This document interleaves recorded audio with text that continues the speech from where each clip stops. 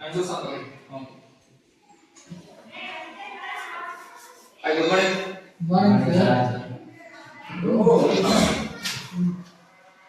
ఏమి ఎందుకు ఇప్పుడు గొడవ ఇప్పుడు ఇది చెప్పాలా ఇప్పుడు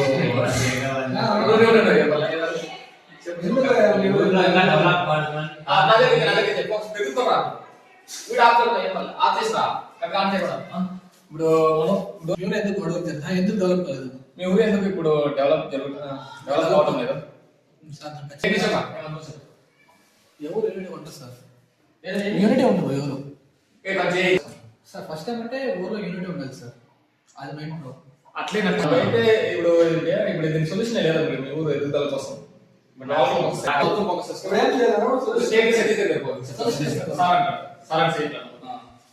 సార్ సొల్యూషన్ ఏమంటే ఫస్ట్ బ్యాడ్ హ్యాబిట్స్ అంతా అరికట్టాలా, తర్వాత వచ్చి ఒక్కొక్కటి యూనిటీగా మనము గ్రూప్ క్రియేట్ చేసి ఒక యూనిటీగా అందరినీ తీసుకురావాలి బయటికి. ఇప్పుడు ఇది బాగా ఉంది. ఇప్పుడు ఇంకా వీళ్ళు ఉన్నారు చెప్పండి, మీకు మీ సొల్యూషన్ ఏమి చెప్పండి. ఎవరో బాధ్యత తీసుకోవడం లేదు. అది మనకెందుకు, మన ఇంట్లో మనం కరెక్ట్ గా ఉంటే చాలా అని ఉంటారు. ఊరికి మనం పుట్టిన ఊరికి మనం పెరిగిన మట్టి కోసం ఎవడు ఏమైనా చేద్దామని ఏమీ లేదు.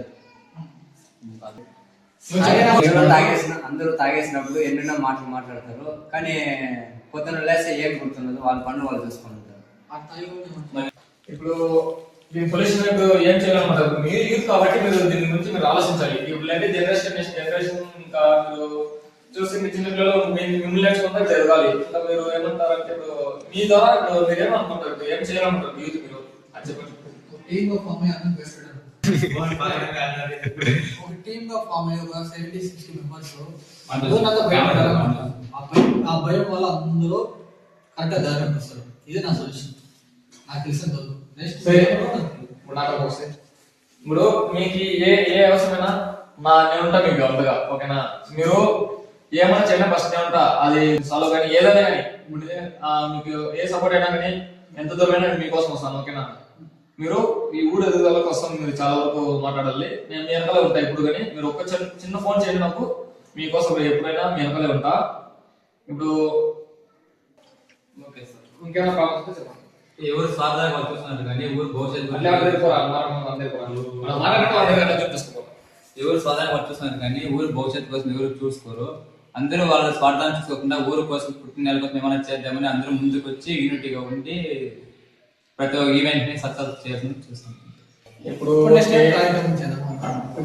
టైం ప్లాన్ చేయాలనుకుంటున్నారు. నెక్స్ట్ ఇప్పుడు ఏదో ఈవెంట్ చేసినారు, ఓకే బాగుంది. నెక్స్ట్ ఏం చేయాలనుకుంటున్నారు చెప్పండి. ఏమో చేద్దాం. నెక్స్ట్ ఊర్లో మొత్తం విజయ్ చెప్పినట్లయినా మొత్తం గెలీజ్ అంతా బ్యాడ్ కదా, ఒక ట్యాంకర్ దగ్గర కాదు, విలేజ్ లో అక్కడక్కడ చర్చ్ కూడా ఉంది. ఎట్లా మన సీఎం ఏం చేస్తారంటే కళా ప్రోగ్రామ్ ప్లాన్ చేస్తున్నారు. 6 ఓవర్ కుప్ప నియోజకవర్గం మొత్తం కళా ప్రోగ్రామ్ రన్ అవుతుంది, మనోళ్ళు కూడా రన్ అవుతుంది.